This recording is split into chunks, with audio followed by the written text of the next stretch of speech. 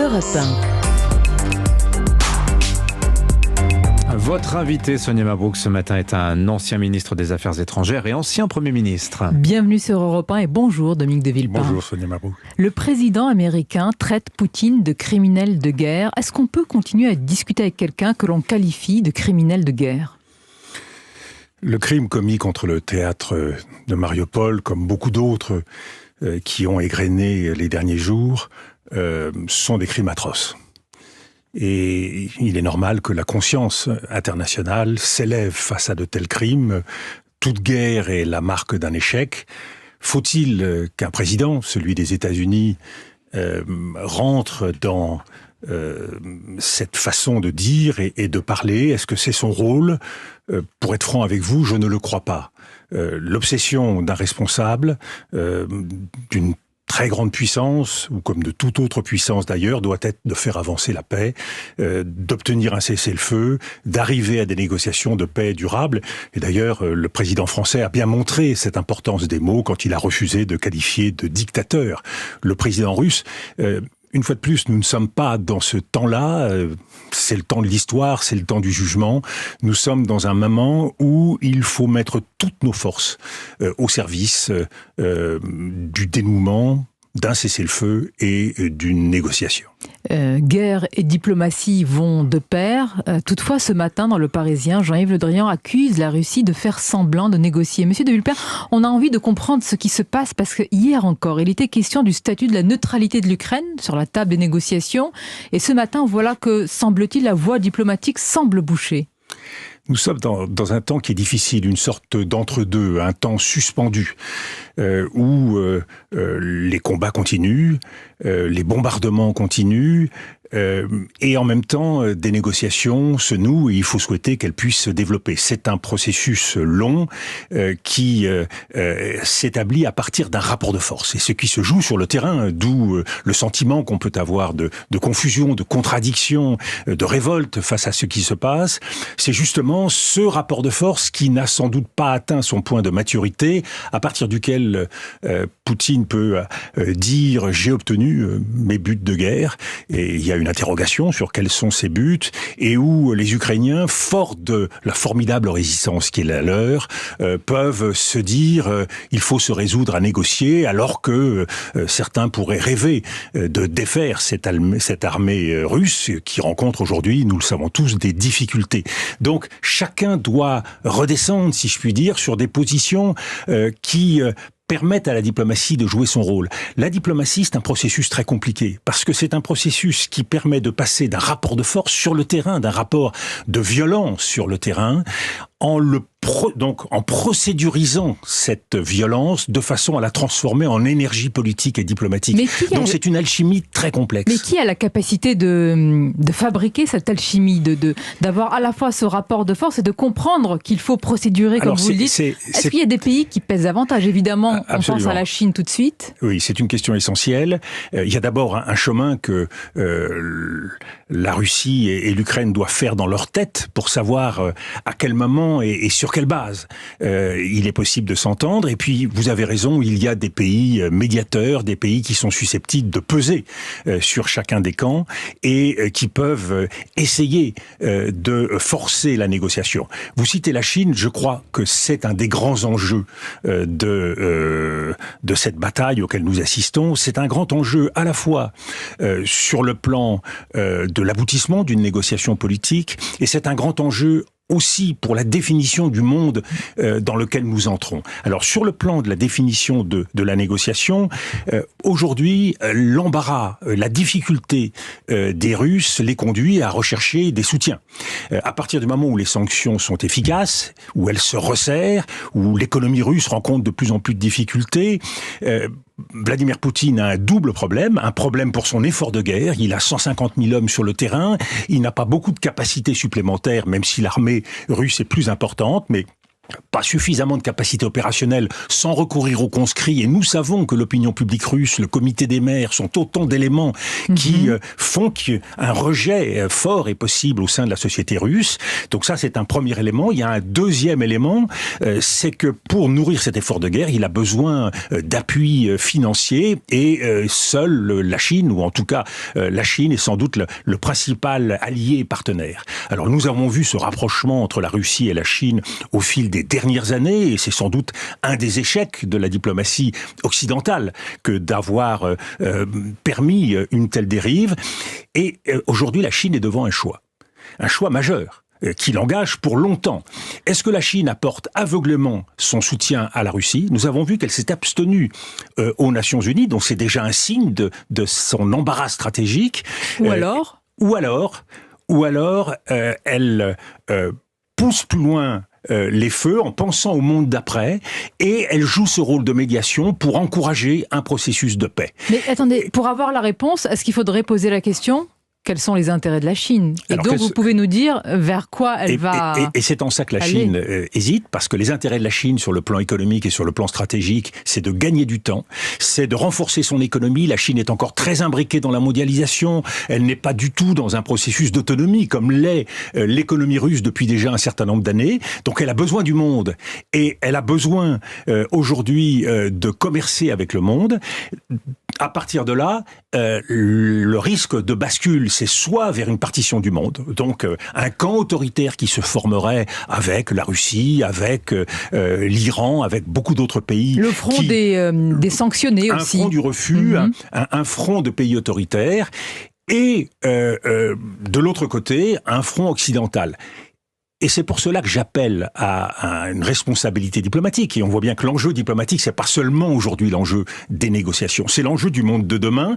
Ne négligeons pas le monde dans la partie qui se joue, c'est-à-dire tous les pays du Sud, tous les pays qui aujourd'hui observent avec beaucoup d'inquiétude les difficultés qui s'accumulent, parce que il y a une crise alimentaire qui se prépare, il y a une crise énergétique qui va avoir des conséquences. On voit l'inquiétude de pays comme l'Égypte, l'inquiétude des pays d'Afrique du Nord, de nombreux pays d'Afrique subsaharienne, de pays asiatiques. Donc il y a aujourd'hui une traduction concrète de cette guerre pour beaucoup de pays du Sud.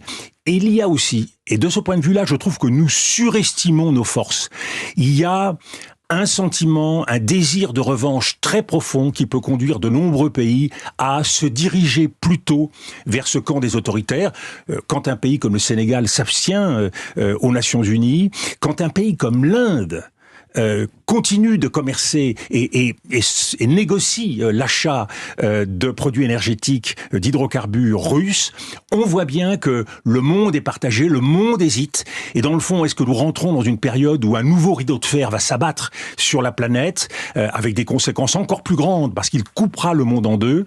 Ou est-ce qu'au contraire, nous sommes capables de forcer en quelque sorte l'histoire et de pousser la Chine à la négociation et à des relations plus apaisées avec le monde? Donc ce matin, vous nous dites, Dominique de Villepin, que derrière des négociations très importantes de court terme pour faire cesser le bruit et le fracas des armes, il y a aussi l'enjeu carrément d'un basculement géopolitique. À nous d'être conscients et de voir si on peut encore peser aujourd'hui sur ce cours-là. Ce basculement était en cours, on le voyait tous à travers la confrontation entre la Chine et les États-Unis. Ça nous fait réfléchir a posteriori sur la logique de l'embargo américain vis-à-vis de la Chine. Je crois que chaque fois qu'on avance dans un durcissement des relations économiques, il faut en même temps proposer quelque chose, il faut élever le seuil de négociation, parce qu'il faut offrir une porte de sortie et la possibilité d'un accord et d'une entente. Donc oui, cette définition de la relation avec la Chine, elle doit être majeure. Et qui négocie aujourd'hui avec les Chinois? Qui parle avec la Chine? Eh bien, ce sont les Américains. La rencontre de Rome avec le Conseil national de sécurité américain et un haut responsable de la politique étrangère chinoise en témoigne. Et moi, j'appelle l'Europe à avoir ce regard mondial. L'Europe, c'est normal. Le drame qui se noue chez nous, à nos fenêtres. Mais n'oublions pas le monde en termes d'enjeux diplomatiques. Parlons au monde, parlons à la Chine, parlons à l'Inde, parlons à l'Algérie, parlons à la Turquie, à tous ces pays, à Israël, tous ces pays qui ont une capacité à agir, car nous devons les associer à la recherche d'une solution. Les États-Unis, en tout cas, n'oublient pas de parler au monde. Je dis cela, Dominique de Villepin, parce que quand ils ont décidé d'un embargo sur le gaz et pétrole russe, a-t-on suffisamment insisté pour dire qu'ils se sont presque presque immédiatement tourner vers le Venezuela. Voilà, je veux dire d'une manière presque cynique ou pragmatique, très pragmatique, des intérêts américains, America First, toujours. Oui, c'est une métaphore tout à fait parlante et cela doit nous conduire à réfléchir quand nous pensons à la négociation qui doit se nouer avec la Russie. Est-ce qu'il faut aujourd'hui diaboliser définitivement Vladimir Poutine ? On entend certaines voix qui considèrent que la seule stratégie aujourd'hui, c'est l'élimination pure et simple du président russe, ou au contraire, est-ce que nous ne devons pas éviter toute stratégie de changement de régime instruite par les 20 dernières années. Cette stratégie de changement de régime menée par les Américains en Irak, elle a conduit au départ de Saddam Hussein, mais l'Irak a connu ou connaît encore un chaos extrêmement profond. Le départ de Kadhafi, il a conduit aussi à un chaos extrêmement profond. Donc je ne crois pas que la politique de changement de régime soit la bonne stratégie. C'est très important ce que vous dites, mais est-ce que vous êtes entendu sur ce plan-là, Dominique de Villepin ? Bien sûr qu'on subit encore aujourd'hui les conséquences de ce qui s'est passé en Irak, en Libye. Et il faut le dire, parfois on a outrepassé notre mandat, mais est-ce que notre diplomatie aujourd'hui a tiré les leçons et les conséquences de ces grands chaos ? Je pense que nous avons progressé au fil des années. Il y a une conscience qui affleure des réalités. Et c'est vrai qu'il y a une volonté d'associer la morale à la diplomatie. Et c'est une bonne chose, à mon sens, que de défendre nos idéaux. Mais nous devons le faire avec réalisme, avec pragmatisme, en ayant le souci d'être efficace au service des objectifs qui sont les nôtres. Et de ce point de vue, je pense qu'il y a effectivement des progrès et le contact, le dialogue que nous maintenons avec la Russie, qu'Emmanuel Macron maintient avec la Russie, est un signe de cette volonté de ne pas rompre le fil. Je crois qu'à chaque étape, il faut garder la possibilité de la paix et c'est pour cela que le moment dans lequel nous sommes, sur le plan de la guerre, une guerre c'est marqué par des temps différents. Il y a des choses qui sont possibles à certains moments et qui ne le sont plus à d'autres. Aujourd'hui, je crois qu'il y a une négociation qui peut se nouer. Et c'est pour cela que je suis soucieux de partager l'expérience qui est la mienne dans ce domaine, parce que dans ce temps-là, il faut mettre toute notre force dans le jeu. Nos forces, c'est quoi ? C'est à la fois durcir suffisamment notre position vis-à-vis de la Russie pour lui montrer qu'il n'y a pas d'avenir à la stratégie qui a été choisie. L'Ukraine ne sera pas russe. Vladimir Poutine ne peut pas gagner cette guerre. Et donc, l'accroissement des sanctions économiques, les livraisons d'armes sont autant de moyens de marquer ce territoire. J'aurais souhaité pour ma part... Sur la livraison d'armes, expliquez-nous, et je vous laisse poursuivre votre argumentaire, Dominique de Villepin, parce qu'hier, Joe Biden, après l'expression du président ukrainien devant le Congrès américain, Joe Biden a promis maintenant des systèmes antiaériens, des drones. Sommes-nous en train de franchir quand même la limite au-delà de laquelle on risque d'être considérés comme des co-belligérants ? Les systèmes d'armes qui sont annoncés du côté européen comme du côté américain sont dans la droite ligne de ce qui a été fait dans les dernières semaines. Système d'armes anti-chars, système d'armes anti-aériens, drones, la ligne rouge que nous nous sommes nous-mêmes fixée, c'est-à-dire la livraison des avions, et on pourrait en discuter. D'autre part... On pourrait en discuter ? On pourrait en discuter. La no-fly zone, oui, parce que... on entre de plein pied. Alors là, on ne pourra plus dire que nous ne faisons pas la guerre à la Russie. Non, mais je dis on peut en discuter parce que nous sommes dans la ligne grise. Livrer des avions en pièces détachées à l'Ukraine qui met un pilote dedans et qui décide de s'en servir, ça fait partie des livraisons d'armes. Donc le seuil, c'est l'engagement direct de l'OTAN. Et de ce point de vue-là, nous avons mis une ligne très forte et très claire sur le fait que pas un soldat de l'OTAN, pas un engagement direct de l'OTAN n'est susceptible de se produire. Donc, nous sommes dans la continuité de ce que nous avons fait. Mais je pense qu'il faut donc à la fois élever ces sanctions, et c'est pour cela que dans le temps d'aujourd'hui, je pense qu'il aurait été, ça aurait été un message fort que de couper le robinet du gaz et du pétrole du côté européen, même si c'est difficile, et donc on a choisi de graduer en quelque sorte la réponse, mais de la même façon, il faut élever notre main dans la négociation. Ça veut dire être capable de mettre sur la table un certain nombre de propositions. Alors, on parle maintenant de la question de la neutralité. C'est une question difficile. Chacun a ses termes, son langage. La neutralité, c'est à la fois un engagement que l'on prend de ne pas agresser, de ne pas attaquer, et c'est en même temps une garantie qu'on le reçoit de ne pas être agressé. Donc on discute, est-ce que c'est le modèle suédois, le modèle autrichien, le modèle finlandais ou un modèle ukrainien, comme le rappelle le président Zelensky.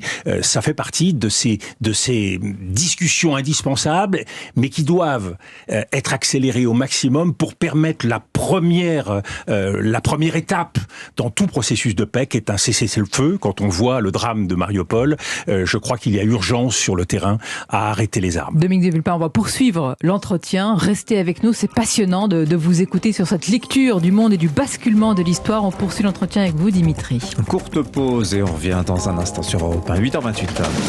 Dimitri Pavlenko.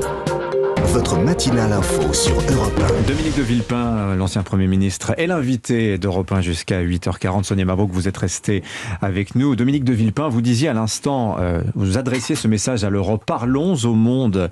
Ce matin, les Échos publient un graphique qui montre que depuis le 24 février, soit le début de la guerre en Ukraine, les exportations quotidiennes de gaz russe vers l'Europe, elles sont passées de 250 à 350 millions de mètres cubes par jour, soit une hausse de 30%. On n'a jamais acheté autant de gaz russe depuis le début de l'année que depuis 3 semaines. Le gaz passe même par l'Ukraine. C'est le détail qui tue, si je puis dire. Est-ce que nous sommes crédibles dans ces conditions, Dominique de Villepin ?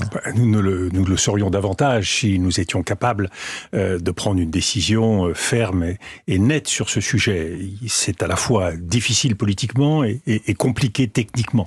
Mais il y a une urgence, celle de la guerre, et une urgence surtout, c'est de saisir ce moment particulier d'aujourd'hui où la paix est possible, la négociation est possible. Vous la croyez possible ?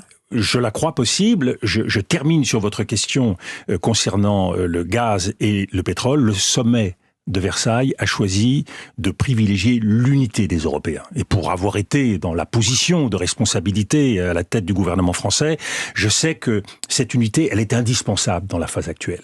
Et si un certain nombre de pays, et j'ai la faiblesse de croire que la France fait partie des pays qui auraient souhaité que l'on fasse davantage, si certains pays, les pays du Nord, sont pousser l'idée d'un arrêt du robinet immédiatement, ils se sont heurtés à des pays comme l'Allemagne et comme l'Italie qui sont dans une situation de dépendance plus difficile.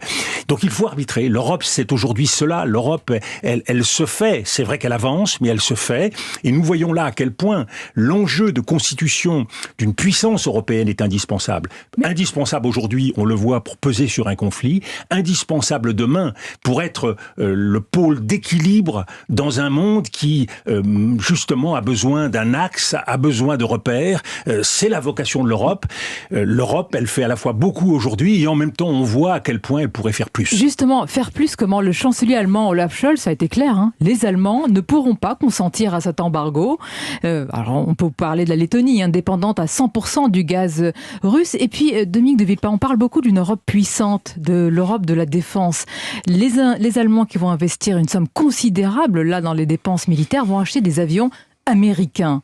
Est-ce qu'on peut encore parler d'une Europe, espérer cette Europe de la défense dans de telles conditions ? Les F-35 auxquels vous faites référence, qui vont remplacer les Tornado, font partie du système de protection nucléaire américain. Donc c'est la justification technique que donne le gouvernement allemand. Il est évident qu'on est loin du pôle européen de défense, et cela montre bien à quel point nous sommes dans un moment où les plaques tectoniques bougent.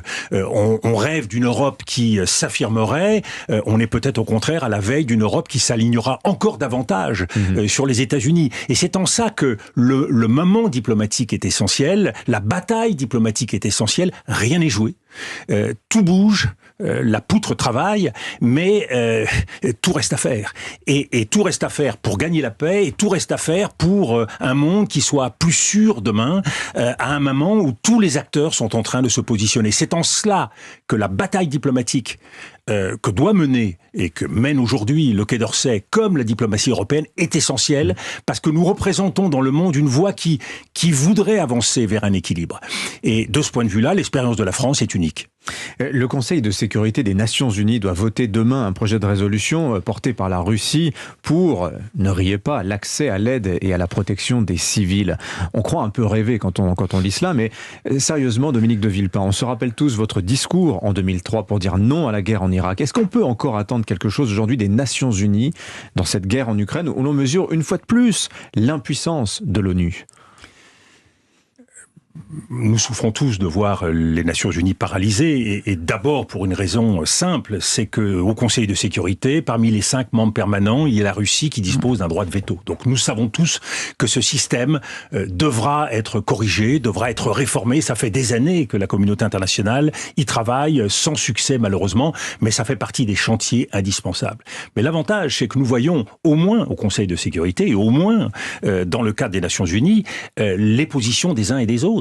Chacun peut regarder l'argumentation des uns et des autres. Donc c'est une vitrine de la diplomatie mondiale que chacun peut observer. En cela, c'est une leçon, c'est une vitrine, c'est une pédagogie indispensable. Monsieur le Premier ministre, on vous entend sur les grands sujets qui nous concernent. Il y a aussi un autre sujet de préoccupation immédiate en tous les cas en France, et je vous pose la question parce que vous connaissez éminemment bien ce sujet, c'est le débat sur l'autonomie de la Corse lancé par l'exécutif. Certains dénoncent, Dominique de Villepin, une reculade, un aveu de faiblesse de la République et même un chantage à la violence. Comment vous voyez, vous, aujourd'hui les choses ? Vous avez eu évidemment des discussions, non pas sur l'autonomie, mais sur ces grands sujets. Est-ce qu'aujourd'hui c'est un recul de notre part ? Alors d'abord, il faut prendre en compte, parce que c'est la responsabilité du gouvernement aujourd'hui, et nous le voyons avec le voyage de Gérald Darmanin en Corse, nous sommes dans des circonstances exceptionnelles et dramatiques. Et donc il y a une émotion qui existe en Corse, et il y a la tentation de la violence qu'il faut absolument régler et prendre en compte. L'autonomie, c'est un mot qui ouvre un très vaste débat. On voit bien qu'il y a des craintes derrière cette autonomie qui s'expriment chez beaucoup. C'est mon cas. Entre l'autonomie et la dérive vers l'indépendance, on peut penser qu'il y a quelque chose, malheureusement, d'un peu automatique. Donc, ça suscite des craintes.